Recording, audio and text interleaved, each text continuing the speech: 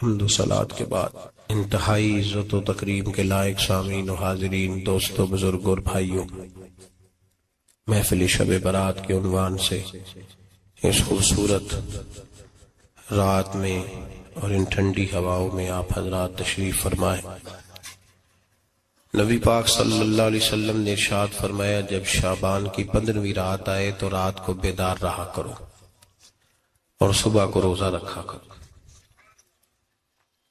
تو جب حضور نے کہہ دیا بیدار رہو تو پھر کسی کو سونا نہیں چاہیے، بیدار رہنا چاہیے۔ اور بیداری کا مطلب یہ نہیں کہ وہ آدمی بس جاگتا رہے، اس کا مطلب یہ ہے کہ وہ اللہ اللہ کرے، درود پاک پڑھے، عبادت کرے، تلاوت کرے، ذکر فکر میں رہے۔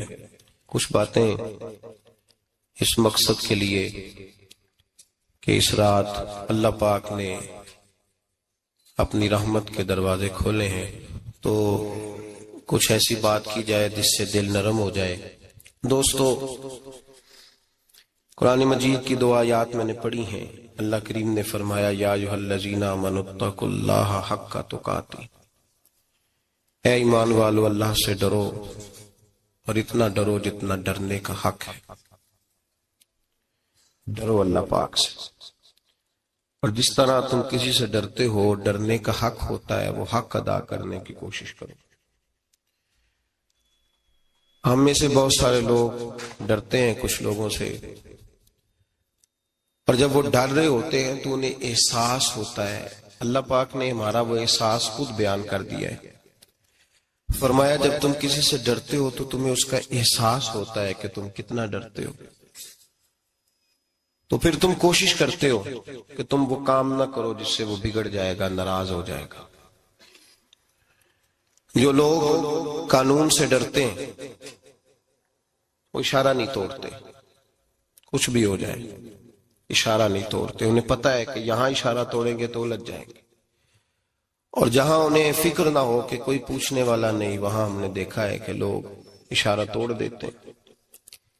اللہ تبارک و تعالیٰ نے موقع دیا، میں حرمین شریفین حاضر ہوا تو وہاں ایک روڈ دائری روڈ کہلاتا ہے۔ اس روڈ سے پیدل چلنے والے نہیں گزر سکتے۔ وہ کہتے ہیں جی اس روڈ سے پیدل والا نہ گزرے، ان کے لیے علیحدہ جگہ ہے۔ قانون یہ ہے کہ اگر کوئی پیدل آدمی وہاں سے گزرے اور اس کا ایکسیڈنٹ ہو جائے تو وہ حکومت یہ کہتی ہے کہ یہ کیوں یہاں سے گزرا تھا، لہذا کوئی مقدمہ نہیں ہو سکتا۔ وہاں ہم نے دیکھا ہے کہ لوگ اس سڑک پہ پیر بھی نہیں رکھتے، کہتے ہیں مر گئے تو بنے گا کچھ نہیں۔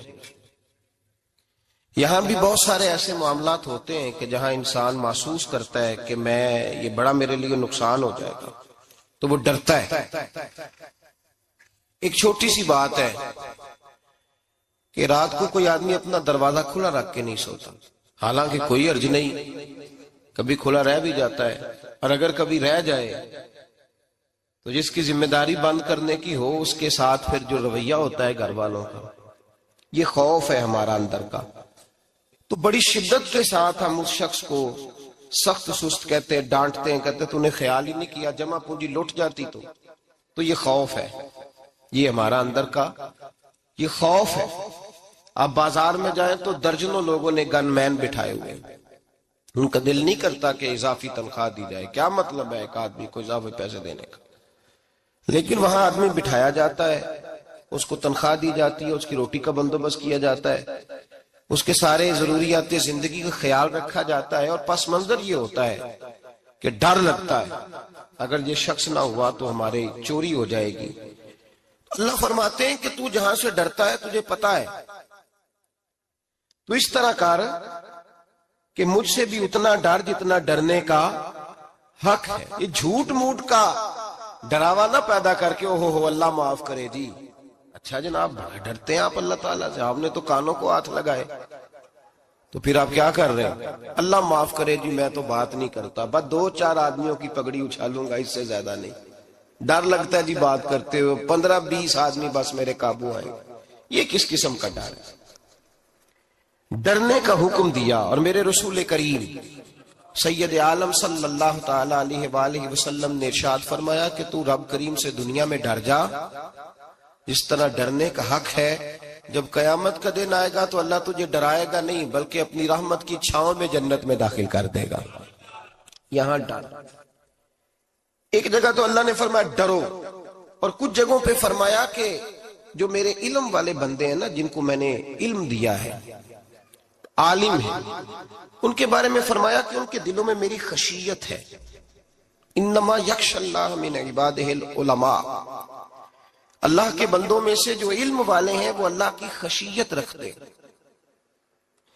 قرآن نے ایک جگہ کہا ڈرو، خوف کا لفظ بھی استعمال کیا، وَلِمَنْ خَافَ مَقَامَ رَبِّهِ جَنَّتَانِ، خوف بھی ہے اور خشیت بھی ہے. ان دونوں کا معنی ایک ہی ہے، ڈرنا. خوف کا معنی بھی اور خشیت کا معنی بھی، ڈرنا. جب آپ علماء لغت کو پڑھیں گے، عربی ادب کو جاننے والے لوگوں کا مطالعہ کریں گے تو انہوں نے یہی لکھا ہے کہ ان دونوں کا معنی ڈرنا ہے. میری طرف دیکھیے، توجہ کریں، کچھ سمجھانے لگا ہوں، اس نقطے کو ضرور سمجھیے گا. خشیت کا معنی بھی ڈرنا ہے، خوف کا معنی بھی.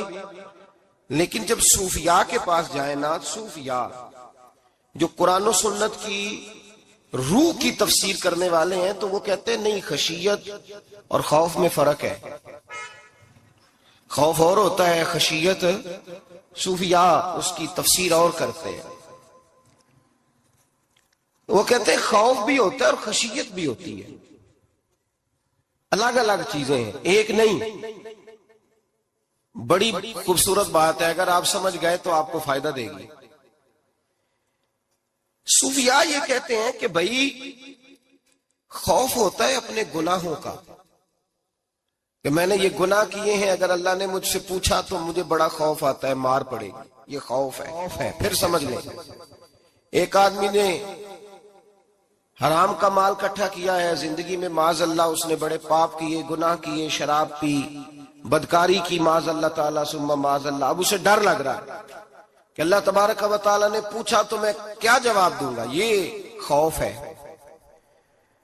اور خشیت یہ ہے کہ ایک آدمی سارا دن نماز پڑھتا ہے، روزہ رکھتا ہے، عبادت کرتا ہے، اللہ کو یاد کرتا ہے، پھر بھی ڈرتا ہے.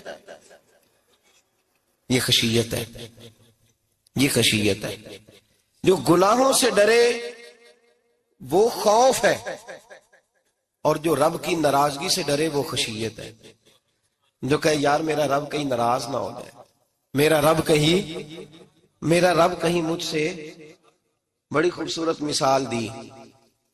میں نے اپنے صاحب سے پوچھا کہ حضور یہ مسئلہ کیا ہے، تو فرمانے لگے ایک بادشاہ نے ایک غریب کی بیٹی اسے پسند آ گئی تھی، تو اس نے عزت کے ساتھ اس سے شادی کر لی، رشتہ بھیج کے وقار کے ساتھ.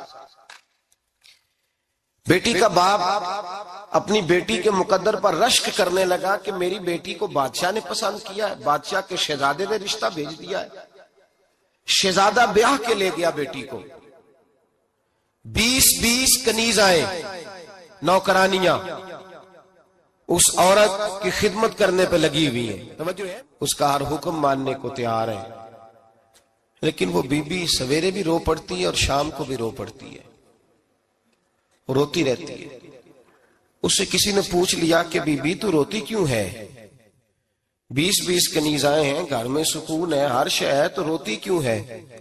تو وہ کہنے لگی اصل بات یہ ہے کہ جو کچھ مجھے ملا ہے میں اس کے قابل نہیں تھی، تو میں ڈرتی ہوں میرا سائیں کہیں ناراض نہ ہو جائے، وہ ناراض نہ ہو جائے. میں قابل نہیں تھی، میری اوقات نہیں تھی. یہ من آنم کے من دانم، میں جو ہوں اس کا مجھے پتا تو ہے. اس نے میری حیثیت سے، میری اوقات سے، میرے ظرف سے، میری محنت سے بڑا بڑھ کے مجھے عطا کر دیا. میری چونکہ اوقات سے زیادہ دے دیا تو میں ڈرتی ہوں وہ ناراض نہ ہو جائے، کہیں میری یہ کھیل، یہ جو میں نے گھونسلہ بنایا ہے، یہ کہیں میرا ٹوٹ نہ جائے. میرے بھائی، میرے رسول کریم سید عالم صلی اللہ علیہ وسلم کے امت کے اولیاء، صلحاء، صوفیاء، اتقیاء، صحابہ، اہل بیت، یہ لوگ جب روتے تھے تو یہ کوئی اس لیے نہیں روتے تھے کہ یہ آج دوپہر کو چینی میں ملاوٹ کر کے آئے ہیں تو اس لیے رو رہے ہیں رات کو. اس لیے نہیں روتے تھے کہ آج انہوں نے جو شکر بیچی ہے اس شکر کے اندر بورا ملایا ہوا تھا. اس لیے نہیں رو رہے کہ آج 10 15 20 لاکھ رشوت کا مال بینک میں جمع کر، اس لیے تھوڑی روتے تھے. یہ تو اس لیے روتے تھے کہ اللہ تو نے بڑا کچھ عطا کیا ہے، کہیں ہم سے ناراض نہ ہو جانا. یہ تو اس کی خشیت میں رو رہے تھے. حضرت داؤد طائی رحمت اللہ تعالی علیہ، حضرت امام جعفر صادق جو نبی پاک صلی اللہ علیہ وسلم کے نواسے، جناب داؤد طائی کی ملاقات ہوئی تو امام جعفر صادق حضور کے نواسے عرض کرنے لگے، داؤد طائی یار میری بخشش کی دعا کرنا، رب مجھے معاف کر دے. تو حضرت داؤد طائی رحمت اللہ علیہ فرمان لگے، امام صاحب آپ حضور کے نواسے ہیں، میں نے دعا کرنی ہے کہ آپ نے میرے لیے کرنی ہے؟ تو حضرت امام جعفر صادق رو پڑے، کہنے لگے یار تو نہیں کرنی ہے، اور اسی لیے تو تجھ سے دعا کرا رہا ہوں کہ کہیں ایسا نہ ہو نانا مصطفیٰ کی بارگاہ میں جاؤں تو وہ مجھے کہیں کہ میں کس طرح کا تھا، تو کس طرح کا بن کے آیا ہے. یہی تو دعا کرانی ہے کہ میرے لیے